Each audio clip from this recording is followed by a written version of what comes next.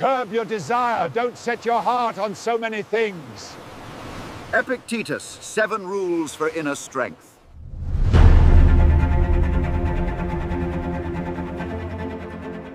Leads us to this huge question. Seriously, think about it for a second. We get stressed about the stock market, we worry about what other people think of us, we panic about getting sick, or even just get furious about the morning traffic. We pour so much of our emotional energy into stuff that, when you get right down to it, we have zero command over. And this question is the very starting point for the Stoic philosopher Epictetus. We cannot choose our external circumstances, but we can choose how we respond to them. First, say to yourself what you would be, and then do what you have to do.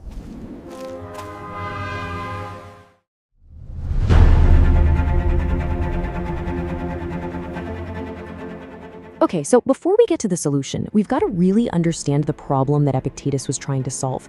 And it's a problem as old as humanity itself, the anxious mind. This is basically our default setting as human beings, right?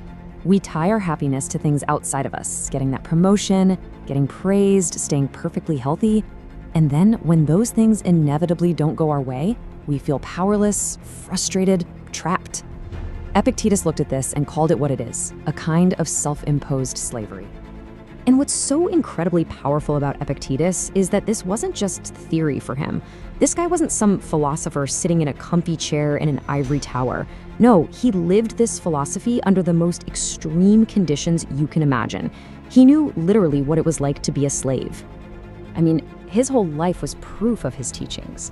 He was born a slave, suffered an injury that left him lame, and later in life he was exiled from Rome by a paranoid emperor. The man faced one hardship after another, but it was through all of that, through those trials, that he forged this incredible wisdom.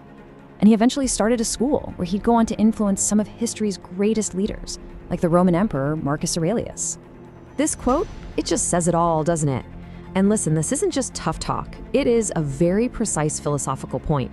He's saying, sure, you can control my body, you can chain my leg, you can decide where I live, but my inner self, my will, my ability to choose, my judgment, that is absolutely 100% mine, and not even a god can take that away from me. So, how did he do it? How did he achieve this kind of unshakable inner freedom? Well, he used a simple but incredibly powerful mental model to sort through everything we experience in life.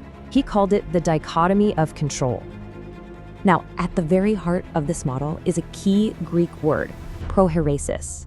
And this isn't just about willpower. For Epictetus, your prohairesis is your true self. It's like the command center of your mind. It's the part of you that looks at the world and decides what things mean. And he argued that it's the only thing that is truly, completely yours. And this is where it gets super practical. Epictetus said that everything in life, everything, can be sorted into one of two columns. In the up to us column, you have your judgments, your intentions, your desires, and what you choose to avoid. That's it. That's your domain. Now, in the not up to us column, well, that's pretty much everything else.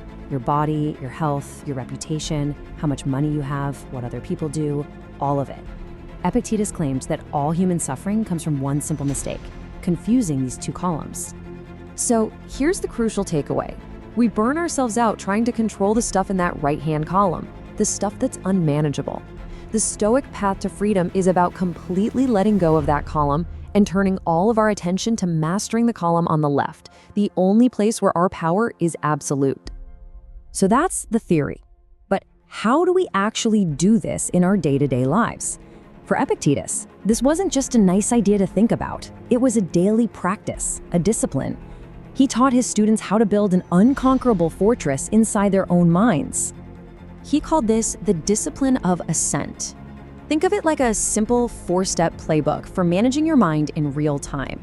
The moment you feel that rush of anger or anxiety or even desire, step 1, you just pause. You hold that initial feeling at arm's length and you look at it.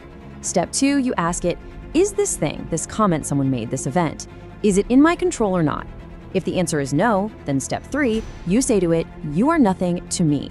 You recognize it can't touch your true self. But if the answer is yes, then step 4, you choose how to respond with reason and with character. And, this whole practice of constant self-examination, It puts Epictetus right in line with his personal hero, Socrates. For Epictetus, being a philosopher wasn't about knowing a bunch of fancy theories. It was about living in a certain way, constantly testing your own judgments to make sure they're in line with reality and with virtue. So what's the end game here? What's the ultimate result of all this tough inner training? What's the promise of a life lived by these rules? It's nothing less than an unconquerable life. And this is a really, really important distinction. Stoicism isn't about getting rid of emotions or hiding from problems, not at all. It's about building the resilience to face anything, poverty, loss, exile, even death, with a calm, rational mind. It's about achieving what they called serenity, a deep inner peace that the chaos of the outside world simply cannot touch. This brings us to one of his most incredible metaphors. Life, he says, is like a play. Now, you don't get to choose your role. You might be cast as a king, you might be cast as a beggar. You don't get to write the script or design the costumes. Your only job, your one and only function, is to play the part you've been given as well as you possibly can, with skill, with dignity, and with excellence. In the end, it all comes down to this. One, there is only one thing in the entire universe that you have absolute total power over: your prohairesis, your faculty of choice. Everything else is just on loan. And so, that brings us right back to where we started, but with a whole new perspective. Epictetus has given us the map. He's drawn a clear line between what is ours and what is not. He's shown us the path to an unconquerable inner freedom. The only question left is the one he leaves for every single one of us to answer for ourselves.